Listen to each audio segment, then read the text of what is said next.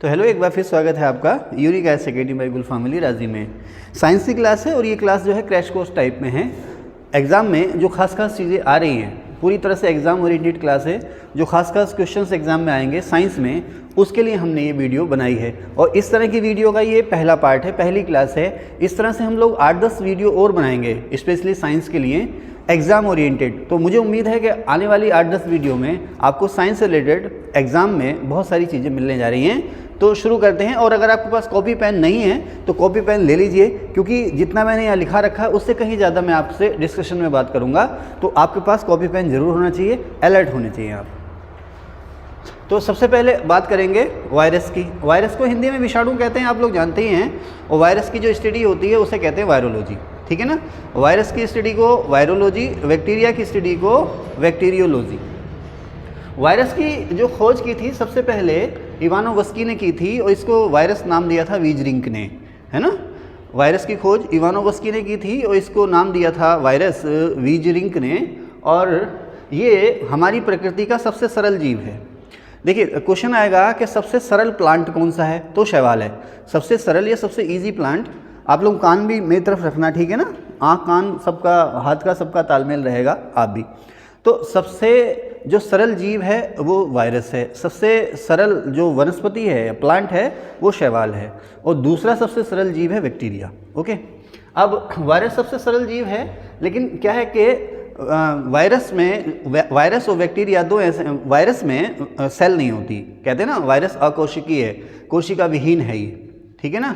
Virus क्या है? Virus जो है प्रोटीन के खोल से घिरा हुआ एक खास किस्म का डीएनए या आरएनए है। वायरस में या तो डीएनए होगा या आरएनए होगा, दोनों नहीं होंगे।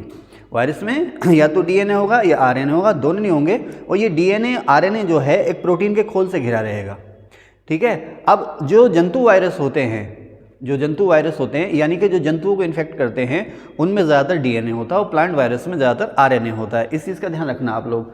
तो वायरस क्या, आपसे कोई पूछे वायरस क्या है, तो वायरस जो है एक विशेष प्रकार के प्रोटीन के खोल से घिरा हुआ डीएनए या आरएनए, ठीक है ना। ओके, अब वायरस में चूंकि सेल तो होती नहीं है, तो अब जब सेल नहीं है तो सेल के बाकी जा रहे जो ऑर्गन्स हैं, केंद्रक वगैरह, उनका होना भी कोई मतलब नहीं है।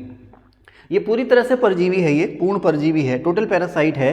पूर्ण परजीवी का मतलब क्या है कि ये हमेशा दूसरों के शरीर पर जिंदा रहता है। ये आप अगर ये स्वतंत्र अवस्था में रहेगा तो हमेशा निष्क्रिय रहेगा, और जैसे ही किसी लिविंग ऑर्गन में जाएगा ये, या लिविंग सेल में जाएगा, आम भाषा में कहूँ कि वायरस जो है अगर इस पे आपके पिलर पे, मेज़ पे, कहीं पर भी किसी भी निर्जीव चीज़ पर पड़ा है तो वो निर्जीव ही है।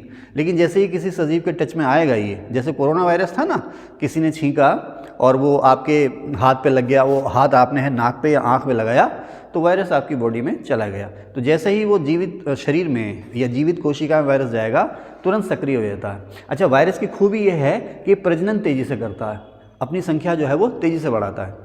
वायरस जो है अपनी जो संख्या है बहुत तेज़ी से बढ़ाता है, और कोविड वायरस ऐसी था, वो अपनी संख्या बहुत तेज़ी से बढ़ा रहा। दूसरा, वायरस में म्यूटेशन बहुत होता है। अब देखिए, मैंने आपसे कहा ना कॉपी पेन लेके बैठिए, क्योंकि मैंने यहाँ बहुत सी चीज़ें अपने लेसन प्लान के लिए लिख रखी हैं। मैं वो आपको बताना चाह रहा हूँ जो एग्जाम में ज़्यादा आएंगी। अब उसी से रिलेटेड चीज़ें बहुत सी, अब मैं जब आपको पढ़ाता रहूँगा, मेरे जहन में आएंगे तो मैं आपको बताता रहूँगा। तो जैसे आप कोविड पढ़ रहे थे तो कह रहे भाई ये म्यूटेशन बहुत जल्दी कर रहा है, ये बहरूपिया है। वायरस जो है हमेशा अपना रूप जो है बदलता रहता है, ठीक है ना। जैसे धान, अनाज है ना, अनाज की अलग अलग वैरायटी होती हैं। तो मूल रूप से तो अनाज धान का धान ही है, लेकिन उसकी वैरायटी बहुत ज़्यादा है। तो इसी तरह से वायरस की वैरायटी बहुत ज़्यादा है। इसलिए वायरस पे कंट्रोल करना भी बहुत मुश्किल होता है, क्योंकि आप एक वैक्सीन या एक दवा बनाते हैं इसके लिए, ये अपना उस समय तक रूप बदल लेता है। समझ रहे हैं। खैर, तो आपसे पूछेगा पूर्ण परजीवी है ये, और इसे हम जो है कि मृत और जीवित के बीच की कड़ी कहते हैं, सजीव और निर्जीव के बीच की कड़ी कहते हैं। क्यों कहते हैं कि वैसे तो ये निर्जीव है, लेकिन जैसे ही किसी जीवित कोशिका के अंदर ये जाता है तुरंत सक्रिय हो जाता है, यानी कि सजीव बन जाता है। पूर्ण परजीवी है ये। अच्छा, दो खास प्रकार है वायरस के, टोबैको मोज़ेक वायरस और पोटैटो मोज़ेक वायरस, ठीक है ना। तंबाकू का मोज़ेक वायरस और आलू का मोज़ेक वायरस, ठीक है। इसकी बात यहीं तक थी। अब बात आते हैं फंगस या कवक या फफूंद। जानते हैं ना फफूंद, चादिन जो पाव जिसे कहते हैं आप, या ब्रेड या डबल रोटी जिसे कहते हैं, उसको 4 दिन रख करके भूल जाइए, उसको 4 दिन रख करके भूल जाइए। आटे को आटे को पानी मिला के आटा गूंथ करके उसको 4 दिन रख के भूल जाइए, तो उनके ऊपर आप देखेंगे रुई जैसे रेशे दिखेंगे ना आपको, रुई जैसे रेशे दिखेंगे, वही है फफूंद। आप लोग जानती हैं दुनिया का सबसे बेहतरीन डिकम्पोज़र ये अपघटक है। अपघटक जानते हैं क्या होता है? अपघटक शरीर को सड़ाने गलाने वाला, है ना। आप देखें ना, ये दीमक में लगी हुई है सब अपघटक ही तो है ना, लेकिन दीमक फफूंद नहीं है। दीमक जो है वो सूक्ष्म कीट है, दीमक अपघटक ही तो है। कहते हैं ना दिमक लग गई, घुन लग गया, घुन भी तो अपघटक है ना। गेहूँ आप रख के भूल जाओ और उसमें कुछ कीटनाशी मत डालो, तो 6 महीने बाद देखो, एक बारिश का सीजन आए तो अंदर से आटा निकलेगा, सब खत्म। तो नष्ट करने वाले बैक्टीरिया भी है, दीमक भी है, फफूंद भी है, लेकिन सबसे अच्छा और सबसे पुराना डिकम्पोज़र जो है वो फफूंद है। दुनिया के सबसे पुराने जो तत्व हैं, जीव हैं या निर्जीव हैं, फफूंद उनमें से एक है, ठीक है। तो फफूंद या फंगस या कवक, तो सबसे खास डिकम्पोज़र है ये। डिकम्पोज़र समझ रहे दोस्तों, नष्ट करने वाला सबसे खास डिकम्पोज़र है। और इसका शरीर जो है वो एक कोशिका से बना हुआ। ध्यान रखना, वायरस में कोई कोशिका नहीं होती है और फफूंद जो है केवल एक कोशिका से बना होता है। उसी कोशिका के अंदर जीना मरना तेरे संग, वही सब कुछ है। सारे जो शरीर के इसके अंग हैं, ये सारी जो एक्टिविटीज़ हैं इसके शरीर की, वो एक ही सेल्स में घिरी हुई हैं, ठीक है। अब प्रोटो मैंने यहाँ लिखा है कि दुनिया का सबसे पुराना जीव है ये फंगस या फफूंद जो है। दुनिया का सबसे पुराना प्लांट कह लो या जीव कह लो, फंगस। यानी कि इस दुनिया में सबसे पहले क्या आया? फंगस आया। ओके, ठीक है ना। अब जैसे कहते हैं ना, इसकी भित्ति, कोशिका भित्ति, कोशिका है तो कोशिका सेल वाल भी होगी। इसकी और बैक्टीरिया की, ध्यान रखना, इसकी और बैक्टीरिया की जो भित्ति बनी होती है, कोशिका भित्ति या सेल वाल, वो काइटिन की बनी होती है, ठीक है ना। किसकी? काइटिन की। ओके, इसमें क्लोरोफिल नहीं होता। अब जब क्लोरोफिल नहीं है तो अपना खाना ये खुद नहीं बनाएगा। परजीवी है ये, मृत जीवी है ये, परजीवी है, लेकिन ये अपना भोजन जो है, देखो एक तो आया परजीवी, जैसे कहते हैं ना वायरस परजीवी है, तो वायरस जो है वो क्या मृत शरीर को खा सकता है? वायरस नहीं खा सकता ना, क्योंकि उसको जिंदा रहने के लिए एक जिंदा शरीर चाहिए, एक लिविंग सेल चाहिए। इसीलिए वायरस को आप डिकम्पोज़र नहीं कह सकते। डिकम्पोज़र जो होगा, जो सड़े गले मृत शरीर को सड़ा दे, है ना। तो वायरस जो है डिकम्पोज़र नहीं है, पैरासाइट है। अब फंगस भी बहुत सारे रोगों की वजह बनता है, तो ये पैरासाइट है। पैरासाइट का मतलब, पैरासाइट को हिंदी में क्या कहते हैं? रोग कारक। पैरासाइट माने हिंदी में रोग कारक। तो वायरस तो पैरासाइट है ही है, फंगस भी पैरासाइट है, लेकिन वायरस जो है वो डिकम्पोज़र नहीं है। क्यों? क्योंकि वायरस कभी भी मृत शरीर के ऊपर आश्रित नहीं रह सकता। जैसे ही वो किसी डेड सेल में या डेड ऑर्गन में जाएगा, मर जाएगा। मर तो नहीं आएगा, निष्क्रिय हो जाएगा। वायरस कभी मरता नहीं है, निष्क्रिय हो जाता, इनएक्टिव हो जाता। ओके, चलिए साहब, तो अच्छा कहाँ था मैं? हाँ, तो इसमें क्लोरोफिल होता नहीं है, तो अपना भोजन ये खुद नहीं बनाता है, यानी कि स्वपोषी नहीं है। यानी कि अपना स्वपोषी माने जो अपना भोजन खुद बनाते हैं, तो ये स्वपोषी नहीं है, परपोषी है। और इसको, फंगस को हम मृतजीवी कहते हैं, मृतजीवी या मृतोपजीवी। क्यों? क्योंकि ये अपना खाना है सड़े गले पदार्थों से पाता है, या सड़े गले कार्बनिक पदार्थों से पाता है। क्लियर है ना। अच्छा, जब तुम लोग मेरी वीडियो दोबारा चला के देखोगे ना, तो उसको भगा के देखना, इसमें बहुत सी चीज़ें तुम्हें याद होंगी, आप लोगों को भी याद होंगी। तो इसमें समय गंवाने की ज़रूरत नहीं है, क्योंकि 15-20 दिन बाद तुम्हारा एग्ज़ाम है ना। तो इसको जितना जल्दी हो सके कर लो। अब इसमें क्लोरोफिल नहीं होता, मैंने बता दिया। ये स्वपोषी नहीं है, ये इसे कहते हैं हम विविधपोषी। विविधपोषी माने अलग अलग जगहों से खाना पाने वाला। विविधपोषी ये सड़े गले पदार्थों से खाना खाता है। इसका शरीर, हिंदी में एक शब्द आता है सुकाय, इंग्लिश में उसको बोलते हैं थैलॉइड। तो इसका शरीर जो होता है सुकाय होता है। अब आप देखो ना, आपके शरीर में आँख अलग है, हाथ पैर अलग हैं, इसी तरह से आप बाहर देखो प्लांट लगा हुआ, उसमें जड़, तना, पत्ती सब अलग अलग दिख रहे हैं ना, लेकिन इसके शरीर में इस तरह का कोई भेद नहीं होता। ना जड़ का पता, ना तने का पता, ना पत्ती का पता, एक सेल है, वही उसका पूरा शरीर है। यानी कि इसका जो शरीर है ये अलग अलग हिस्सों में बटा नहीं होता, ये सुकाय होता है। इसको कहते हैं हम थैलॉइड, ठीक है। मशरूम इसका एक एग्जाम्पल है। अक्सर जहरीली मशरूम खाने से मौत भी हो जाती है ना, तो मशरूम क्या है? कवक है, फंगस है, ठीक है ना। मशरूम कवक है। अच्छा, अब कुछ ऐसे कवक जो अपना खाना जो है मरे हुए पदार्थों से पाते हैं, सड़े गले मरे हुए पदार्थों से पाते हैं, तो वो कवक कौन कौन से हैं? तो उसका फार्मूला मैंने बना रखा है। ये क्या है? किधर गया भाई? किधर गया, कहाँ था मैं, ईस्ट का मोर्चा राई पे मरा। तो ईस्ट या ईस्ट है ना, ईस्ट या ईस्ट आता ना, east powder, east, Morchella, Rhizopus और पेनिसिलियम। मरा माने मृतजीवी। कई बार सवाल आ जाता है कि इसमें से कौन सा मृतजीवी कवक है। तो ईस्ट, मोर्चेला, राइजोपस और पेनिसिलियम ये मृतजीवी कवक हैं। इसके अलावा सबसे पहला जो एंटीबायोटिक बना किसने बनाया था, फ्लेमिंग ने। क्या नाम था उसका, पेनिसिलिन। सबसे पहला जो एंटीबायोटिक बना था वो फ्लेमिंग ने बनाया था, पेनिसिलिन उसका नाम था, ठीक है। और ये फंगस या कवक से मिला था, ठीक है ना। ये पेनिसिलियम नामक जो पेनिसिलियम नामक यानी कि पेनिसिलिन नाम का फंगस या कवक है, उससे बनाया था फ्लेमिंग ने सबसे पहले पेनिसिलिन। दुनिया का सबसे पहला एंटीबायोटिक समझते हैं। एंटीबायोटिक क्या काम करता है, शरीर में किससे लड़ता है, बैक्टीरिया से लड़ता है ना। तो हम लोग ज़्यादा एंटीबायोटिक ले लेते हैं तो बैक्टीरिया पर असर करना कम कर देता है, हमारी जो रोग प्रतिरोधक क्षमता है उसको कम करता है ज़्यादा एंटीबायोटिक। तो दुनिया का सबसे पहला एंटीबायोटिक फ्लेमिंग ने बनाया, ये कवक से बना था, इसका नाम था पेनिसिलिन, और जिस कवक से ये बना था उसका नाम था पेनिसिलियम। दोनों के नाम मिलते जुलते हैं, ठीक है। अच्छा, ईस्ट जो है इसकी खोज की थी ल्यूवेनहॉक ने। ल्यूवेनहॉक समझते हैं ना, ल्यूवेनहॉक को किसका फादर कहते हैं, जैसे फादर ऑफ हिस्ट्री हेरोडोटस, तो हाँ वेरी गुड, जीवाणु विज्ञान का पिता है ल्यूवेनहॉक। बैक्टीरिया की खोज ल्यूवेनहॉक ने की थी, आगे बैक्टीरिया बताऊंगा अभी। तो ईस्ट की खोज भी ल्यूवेनहॉक ने की, और ईस्ट का प्रयोग आप अल्कोहल यानी कि शराब, अल्कोहल या शराब इंडस्ट्री में इसका प्रयोग आप लोग करते हैं। दरअसल होता है क्या ना, ईस्ट जो है वो तेज़ी से जनन करता है, और हम लोग क्या करते हैं, सांस लेते हैं और CO2 छोड़ते हैं, है ना। अंदर सांस आई तो क्या गई, ऑक्सीजन गई, दूसरी गैसें भी गई, लेकिन ज़्यादा मात्रा किसकी गई, ऑक्सीजन की गई। और जब ये सांस बाहर आती है तो हम CO2 रिलीज़ करते हैं। अच्छा, आप लोग देखते हैं ना, जो कोल्ड ड्रिंक की बोतल या सॉफ्ट ड्रिंक की बोतल होती है ना, जैसे आप ढक्कन खोलते हो कटक से उसका ना, तो अक्सर जो नौसिखिए होते हैं, हम जैसे जो बेचारे कभी कभी कोल्ड ड्रिंक पीते हैं, तो उनसे वो झाग संभाले से नहीं संभलते, वो अपने कपड़े भी भिगो लेते हैं। वो एकदम से उबाल जो आता है ना, कार्बन डाइऑक्साइड की वजह से आता है, वो एकदम से उबलती है, फूलती है एकदम से, है ना।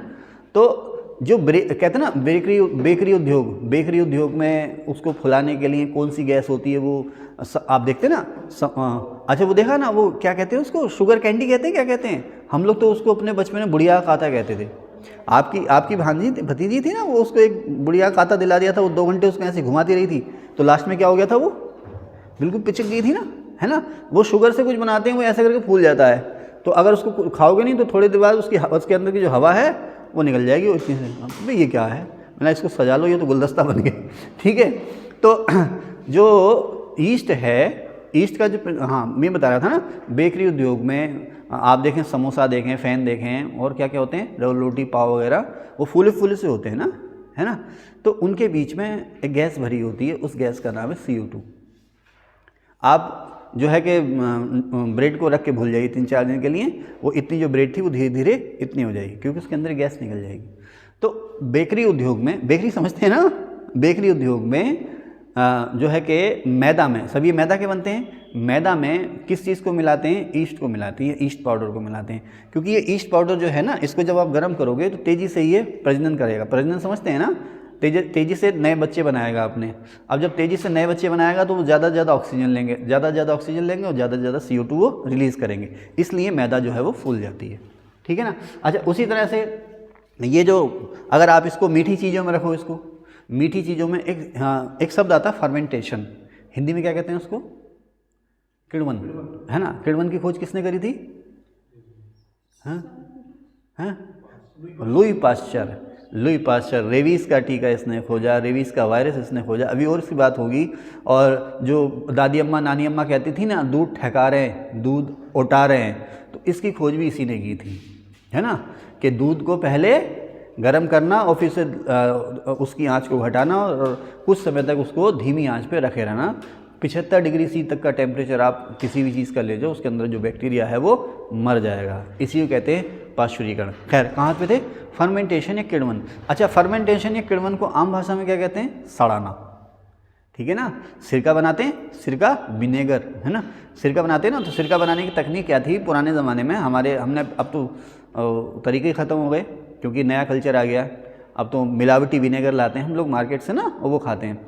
तो देसी सिरका क्या होता था, गन्ने का रस लिया जाता था, गन्ने का रस मिट्टी के घड़े में रखा जाता था और उसके ऊपर एक कपड़ा बांध दिया जाता था, उसके ऊपर एक कपड़ा बांध दिया था ताकि उसमें धूल वूल ना जाए, और उसको घर की छत के ऊपर रख दिया जाता था। 15-20 दिन में वो सड़ जाता था और सड़ के बन जाता था सिरका। समझ रहे ना। शराब जो आप बना रहे हैं तो उसमें आप अंगूर से, जौ से, जई से या गुड़ से, शराब को क्या कहते हैं, देसी शराब को क्या कहते हैं, गुड़ का जूस, है ना। जो लोग पीने वीने के शौकीन है ना, वो कह देते हैं हाँ भाई गुड़ का जूस लोगे क्या। तो पहले मुझसे भी किसी ने कहा था ना सबसे पहली बार, हाँ भाई गुड़ का जूस चलेगा। मैंने कहा गुड़ का जूस ये क्या होता है, तो हंसे। फिर मुझे समझ में आया, ओहो, मैंने कहा अच्छा, मैंने नहीं भी, मुझे नहीं चलेगा। तो खैर चलें, तो आप लोगों ने तो खैर शराब बनाई भी होगी, बनाई है। अरे इलेक्शन लड़े हो तो शराब तो बनाई होगी, रेडीमेड मिल जाती है। अरे घर में बना के सुना सस्ती पड़ जाती है। सुना मैंने बहुत सारे कैंडिडेट देखे ना, जब देखा बहुत ज़्यादा हो रहा है तो उन्होंने आसपास के जो कारीगर हैं उन्हें ठेका दे दिया कि चलो भी तुम शराब बनाओ। अरे बाबा, खैर तो हाँ मजाक कर रहा हूँ, मैंने कोई नहीं देखा ऐसा। तो कहाँ थे, शराब पे थे ना।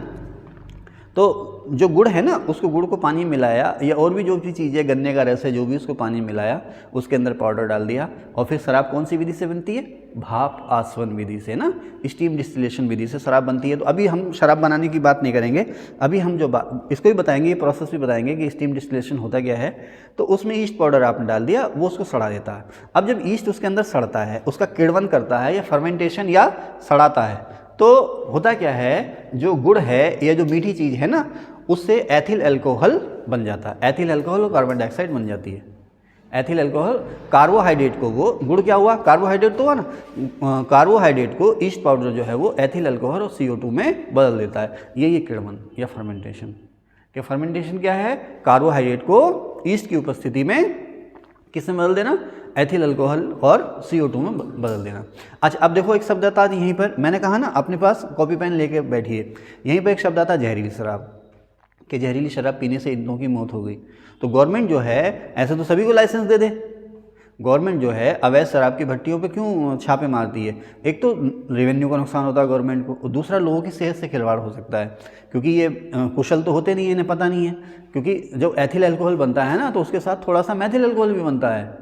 अगर उसकी अल्प मात्रा ब्लड में चली जाए तो कोई नुकसान नहीं है, लेकिन अगर मैथिल अल्कोहल ज़्यादा चला जाए उस शराब में, एथिल अल्कोहल की तुलना में मैथिल अल्कोहल, आज इमरान जी नहीं आए, क्या बात है, अरे कहीं चले गए।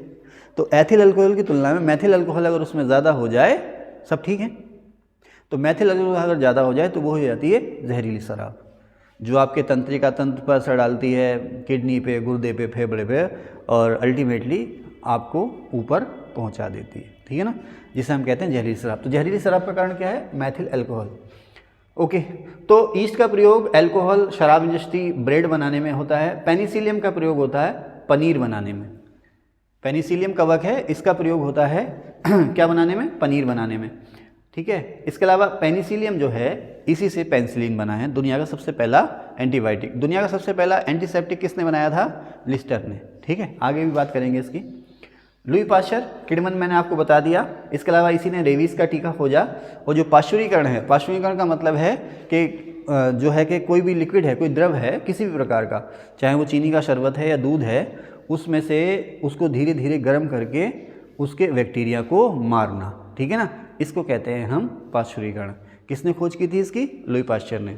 तो लुई पाश्चर ही फर्मेंटेशन, लुई पाश्चर ही रेबीज का टीका, रेबीज वैक्सीन, और लुई पाश्चर ही क्या हुआ, ये आपका पाश्चुरीकरण। ओके, अब नेक्स्ट जो बात है वह है बैक्टीरिया की।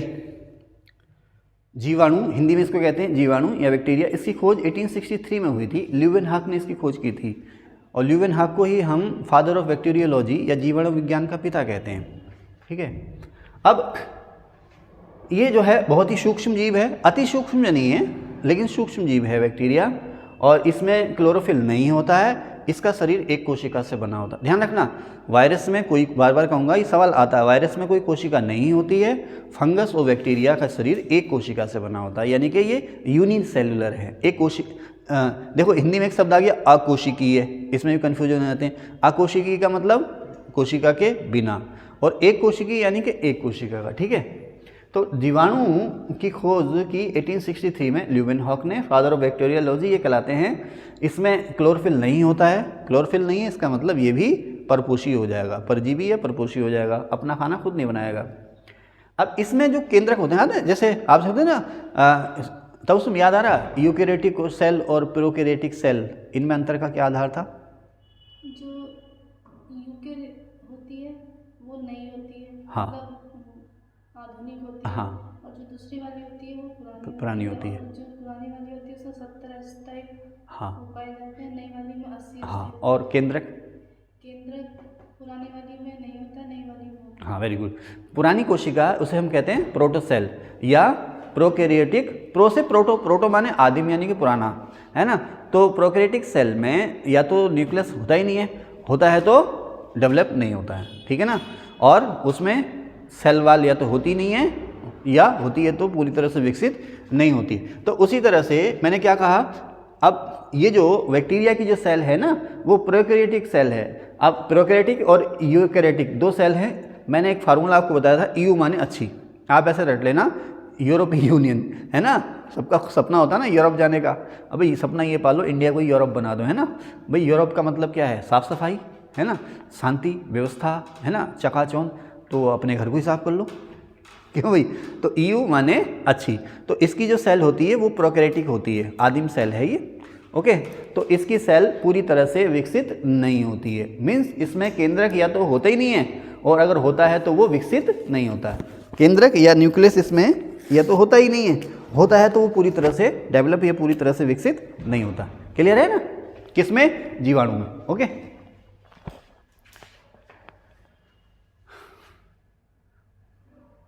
अब वायरस के बाद, अभी क्लास के शुरू में मैंने आपको बताया था कि वायरस के बाद ये दुनिया का सबसे सरलतम जीव है, ठीक है। और सबसे सरलतम और सबसे पुराना प्लांट टाइप का क्या आंसर हो गया आपका? फंगस, ठीक है। यूनिवर्सल, देखो अभी मेरी सिस्टर ने ये सवाल गलत कर दिया था, अभी किसी एग्जाम में आया था कि इसमें से कौन सा यूनिवर्सल है, तो बैक्टीरिया है। और मैं कई बार बताया भी है, बैक्टीरिया आपको हर जगह मिलेगा। आप गर्म से गर्म इलाकों में और ठंडे से ठंडे इलाकों में, अंटार्कटिका की बर्फ़ के नीचे भी ये दवा रह सकता है, और किसी गर्म पिंड पर भी आपको ये मिल सकता है, हर जगह मिलेगा, यूनिवर्सल है बैक्टीरिया, ठीक है। अच्छा यहीं पर ना मैंने ये ब्रैकेट में लिख रखा ग्रीन रेवोल्यूशन। अगर पढ़ाते पढ़ाते मेरे पास समय बचा तो इसके बारे में अलग से बताऊंगा मैं, ध्यान रखना। एक ग्रीन रेवोल्यूशन लिखा है और एक यहीं पे कुछ लिखा है मैंने ब्रैकेट में कहीं पर रेक्टेंगल बना के, ये PH वगैरह। तो अगर मुझे समय मिलेगा पढ़ाते पढ़ाते तो बताऊंगा आपको। अच्छा, रॉबर्ट कोच ने खोज की थी टीबी बैक्टीरिया। अच्छा टीबी, एक टेलीविज़न वाला टीवी नहीं, हाँ, एक ब्रेक ले लें, एक चाय पी लें, हल्की सी सांस ले लें, या इसको रोक दें, पॉज कर दीजिए, इसको सेव नहीं करना। तो टीबी, टेलीविज़न नहीं, टीबी मतलब ट्यूबरक्लोसिस। अच्छा, इस रोग के कई सारे नाम हैं अनीस जी, आप आगे आ जाओ, आगे आ जाओ, ठीक है। इस रोग, आप आज आप लेट हो गए, क्या बात है? हाँ, घर से लेट हो गए, अच्छा अच्छा, मतलब गाड़ी शुरू से लेट थी, हैं।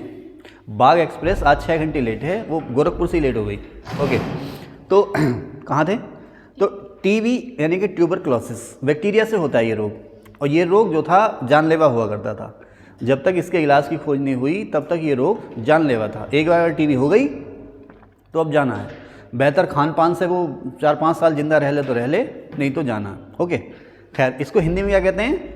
यक्षमा या क्षय रोग, ओके। इसको तपेदिक भी बोलते हैं। तो टीबी, यक्षमा या क्षय का मतलब क्या होता है? अब इसकी टीबी की चपेट में आ गए तो धीरे धीरे आपका शरीर कमज़ोर होता रहता है। एक स्टेज में आप ऐसे ऐसे आते हो और एक स्टेज में अल्लाह को प्यारे हो जाते हो। टीबी, अब तो इसका इलाज आ गया। अब टीबी के इलाज का पक्का वादा क्या है? डॉट्स, है ना, हाँ, कहते हैं ना डॉट्स, जो पैकेज है किसके लिए हैं? वो टीबी के इलाज के लिए, ओके ओके। चले साहब, तो कहाँ थे? हाँ, तो इसको तपेदिक, यक्षमा या क्षय रोग भी कहते हैं। बैक्टीरिया से होता है। जिस बैक्टीरिया से होता है उस बैक्टीरिया का नाम आपको याद करने की ज़रूरत नहीं है। उस बैक्टीरिया खोजा किसने? रॉबर्ट कोच ने खोजा। टीबी का, हैजा का और एंथ्रेक्स का बैक्टीरिया रॉबर्ट कोच ने खोजा, और रॉबर्ट कोच ने ही इसका इलाज खोजा, ठीक है ना। टीबी का जो इलाज पहले किया जाता था वो पेनिसिलिन इंजेक्शन से किया जाता था, अब तो और बेहतर दवाइयाँ इसके आ गई, इंजेक्शन की ज़रूरत ही नहीं है, ठीक है। लेकिन कहते हैं ना कि भाई इसका इलाज अगर तुमने एक दिन भी छोड़ दिया, इसकी दवाई एक दिन भी नहीं खाई तो 3 महीने और खानी पड़ेगी, क्योंकि ये दवाइयाँ हैं ना बैक्टीरिया को लगातार मारती हैं, इस बैक्टीरिया को लगातार मारती हैं। टीबी से, अनीस भाई, टीबी से हमारे शरीर का कौन सा अंग प्रभावित होता है? लीवर। इनको नोबेल अवार्ड दिया जाएगा, अनीस भाई को नोबेल अवार्ड दिया जाएगा। अनीस भाई के भैया अगर सुने तो अनीस भाई का मैं सिफारिश करूंगा नोबेल अवार्ड के लिए, क्योंकि ये टीबी से लीवर को खतरा बता रहे हैं। टीबी का मरीज क्या करता है? इसका मतलब क्या है? फेफड़े, फेफड़े हाँ यार, फेफड़े सिकुड़ते हैं, है ना।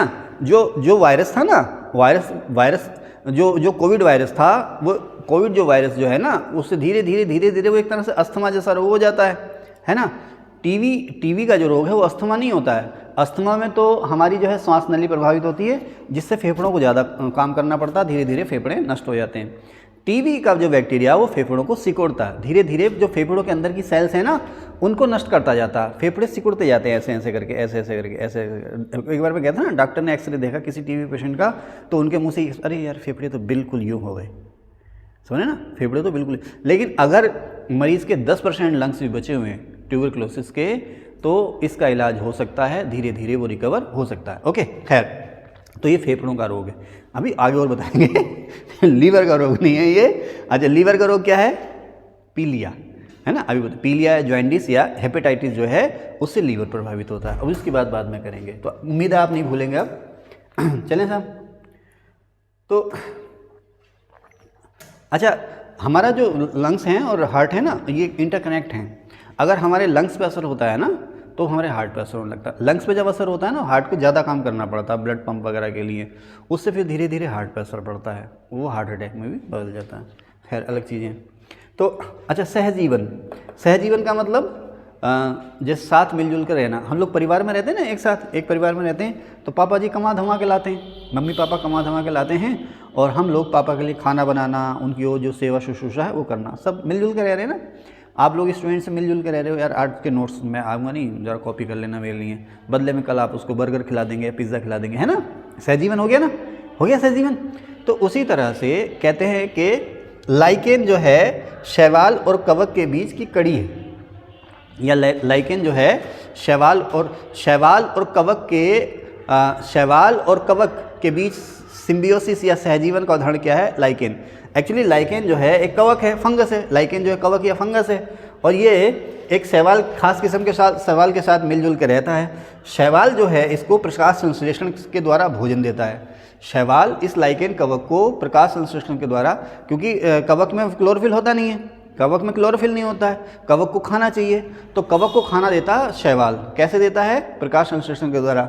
और शैवाल को प्रकाश संश्लेषण करने के लिए पानी भी चाहिए, खनिज भी चाहिए, और दूसरे विटामिन भी चाहिए, वो उसको देता है कवक। ठीक है ना। तो सहजीवन का उदाहरण है लाइकेन, और किसके बीच में सहजीवन? शैवाल और कवक के। ठीक है। अच्छा, ई कोलाई एक बैक्टीरिया है, ई कोलाई नाम का बैक्टीरिया है, एग्जाम में अक्सर आता है। अच्छा, जैसे अगर आप लोग अभी तक मेरे साथ जुड़े हुए हैं, तो मैं एक ट्रेंड देख रहा हूँ, एक चलन देख रहा हूँ मैं, किसका? लाइट ऑन करना मैं भूल गया। तो मैं एक चलन देख रहा हूँ, किसका? टेस्ट सीरीज़ का। ध्यान से सुनना, 2 मिनट मेरी बात को ध्यान सुनना। एक मैं चलन देख रहा हूँ टेस्ट सीरीज़ का। बहुत सारे चैनल हैं अपने सोशल साइट्स पे भी, और बहुत सारी मैगजीन भी आ रही हैं, बहुत सारे कोचिंग भी हैं जो वादा करते हैं टेस्ट सीरीज़ का। बहुत अच्छी उपयोगी चीज़ है टेस्ट सीरीज़। टेस्ट सीरीज़ का मतलब क्या है? आपको जो है कि पुराने जो जैसे अनसोल्ड पेपर होते हैं या पास्ट ईयर के जो क्वेश्चन पेपर होते हैं अलग अलग के, वो आपको दे दिए जाते हैं, वो आपके सामने सॉल्व कराए जाते हैं और रटाए जाते हैं आपको।